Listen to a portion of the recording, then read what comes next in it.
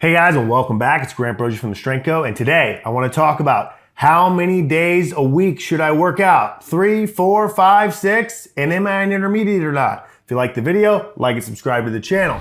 First off, happy Veterans Day weekend to all our veteran subscribers or those that are still serving. Semper Fi, happy 248th birthday to the Marine Corps. Hoorah! Now that we've gotten that out of the way, I want to talk about something that we don't talk about very much, and that is intermediate programming. And the fact that we don't talk about it very much is by design. We do that on purpose because what we have found, or what I have found as a coach, and every other coach that is a strength coach has found, is that most people will not do the basic hard things. They will not go 3 days a week and lift hard and heavy for some amount of time and get strong. And that is because most people do not want to be a novice. I mean, you should want to be a novice, but they don't want to be a novice. They want something more complex.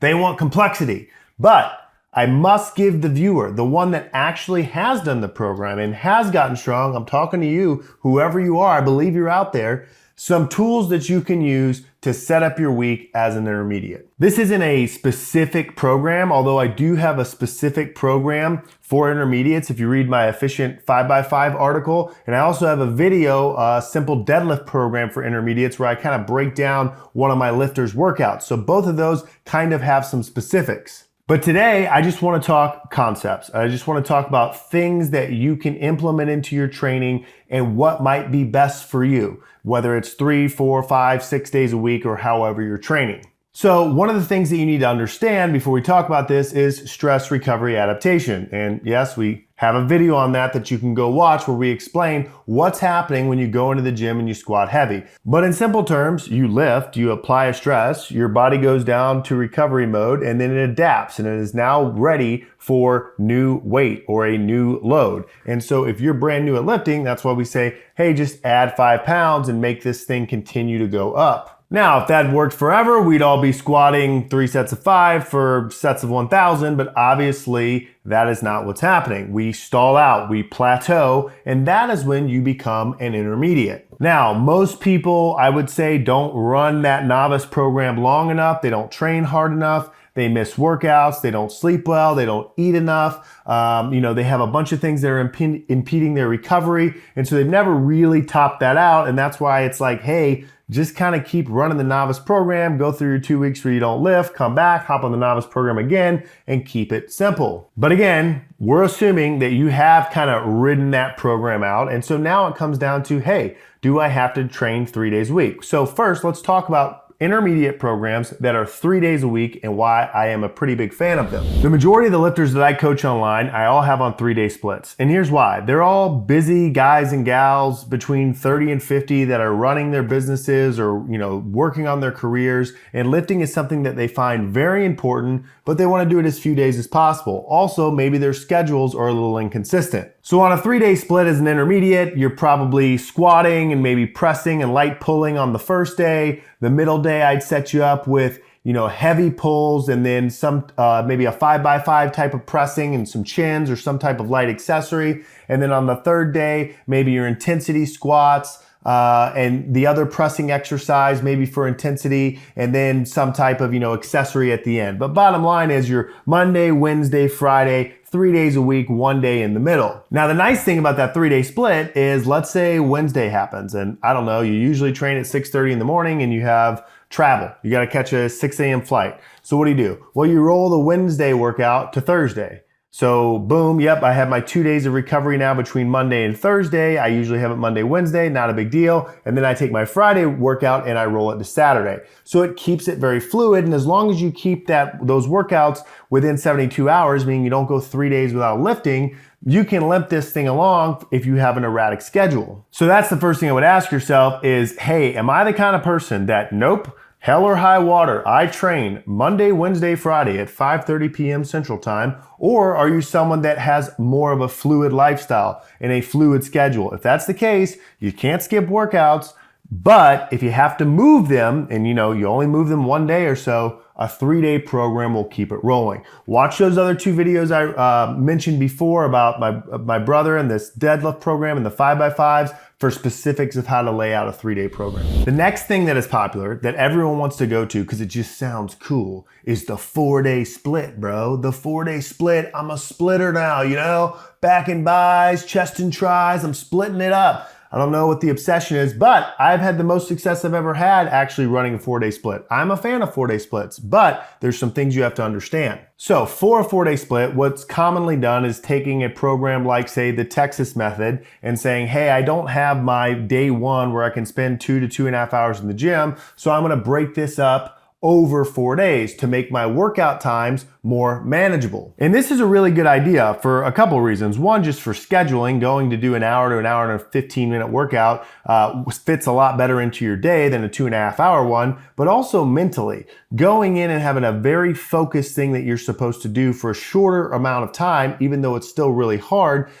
For some people, doing that more days per week is more effective than dreading this long workout or getting through your squats and realizing, wow, I still have to press and deadlift or whatever this setup and construct is. So on a basic 4-day split, you could do something like day one, you intensity press, overhead press, heavy, maybe a top set of 5, and then you back off with a 5x5 bench press or 80% maybe of your 1 rep max, somewhere in there. This is just a basic kind of Texas method laid out over 4 days. Day 2, then you would maybe do your intensity squat. So let's say, I don't know, a set of 5, and then maybe some volume pulls. They might be straight leg deadlifts. They might be just deadlifts at a lighter percentage for a few sets of 5, but you're basically, hitting your intensity squat and then some type of volume pulling. Day 3 would usually be off. So let's say that we worked out Monday and Tuesday, Wednesday we take off. And then day 4, we're back to upper body, back to our pressing exercises, and we do the inverse. Maybe we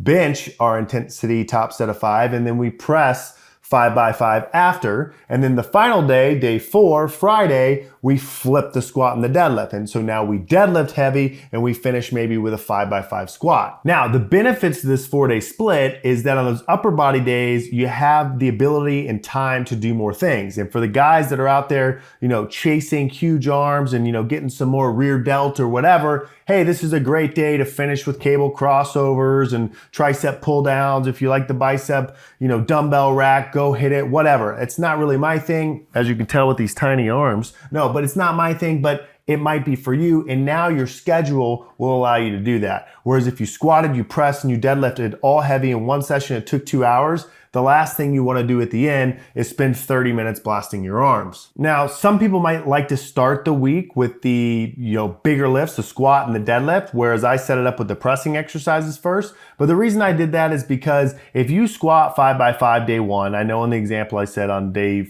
4, but let's say on day 1 you squatted 5x5 and did your intensity deadlifts, that is going to be really, really stressful. And day 2, it will affect your press and your bench. If you 5x5 squat 405, I'm not saying you won't make your press the next day. I'm not saying you won't make your bench press the next day, but I'm saying it will have an effect on it, which your body will adapt to and get used to. Hey, I do this the day before. We're going to talk about that in a second. But if you did the inverse, well, there's really not that much effect. Your 5x5 press or intensity bench on Monday is not going to keep you from pulling your heavy deadlift on day 2. Now, with that said, if you are someone that's going to be working in conditioning and things like that, maybe it makes more sense to day 1 squat and deadlift, day 2 blast your upper body, in the morning, and then in the afternoon do your conditioning. But I don't want to go down the conditioning rabbit hole. I just want to leave you with some breakdowns of a 3, and a 4, and a 5-day split. So I can hear you right now. I can hear your notebook. You're writing out your program right now. Okay, 4-day split. This is what I'm gonna do. Let me calculate my percentage. I got this down. This sounds like the best program ever. I'm gonna do all my arm work over here. Here's the only thing I would caution you. And I caution you because I know from experience that people miss workouts, and they miss them a lot. Like I'm talking, most people miss workouts every week. So if you are on a 4-day split and you are not consistent, well, there's effects now when you miss a workout. For example, let's say you had the day 1 pressing and benching, day 2 squatting and deadlifting, you know the rest of the setup. Monday you go in and you press heavy and you bench your 5x5. Tuesday something happens. I don't know, your kid threw up in the car, someone got upset with you at work, long story short, you missed your workout. Well, now you go and you train on Wednesday. Okay, so first now you did this upper body workout and you didn't do much else because you were expecting to do the next thing on Tuesday, then you skipped that and you went to Wednesday, but now it's Thursday, so you're gonna go back to upper body, but maybe that works, but now you're going into Friday and you're still fatigued from the 5x5 squats from Wednesday because you haven't had enough recovery because you're an intermediate, so you're actually dealing with heavy weights, and now you gotta push that Friday workout to Saturday, but oh, you got a wedding on Saturday, so you can't make that, so you'll push it to Sunday, but now it's been 7, 8, 9 days since you did that day's workout again, and the whole thing can just start to unravel really quick. So I'm not saying don't do the 4-day split. I'm just saying you need to know yourself and you need to know if your schedule permits for a 4-day split, because if you miss a 4-day split, there are more factors. And the longer you're running that program, if you're 8, 9 weeks in it and you start missing days and moving the stress around and messing with that recovery wave, the stronger you are, the longer you're running the program, the more impact it's gonna have. So just keep that in mind when you're doing a 4-day split.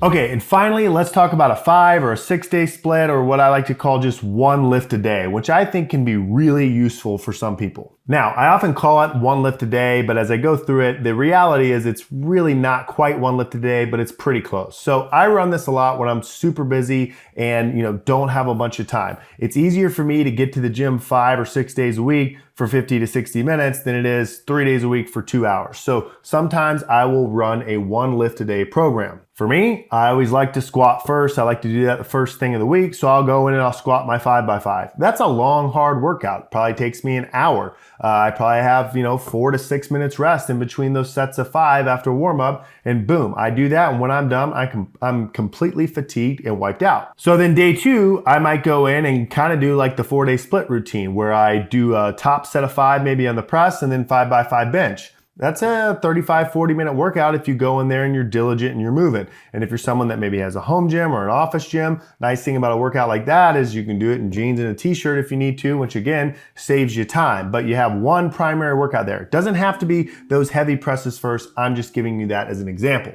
So you've squatted, you've benched, and now day 3 comes and you probably can go ahead and go in there and deadlift again. So you go in there and deadlift. Maybe you work up to a top set, a top triple, and then you back off and do some back off sets, but you're just going in and you're deadlifting.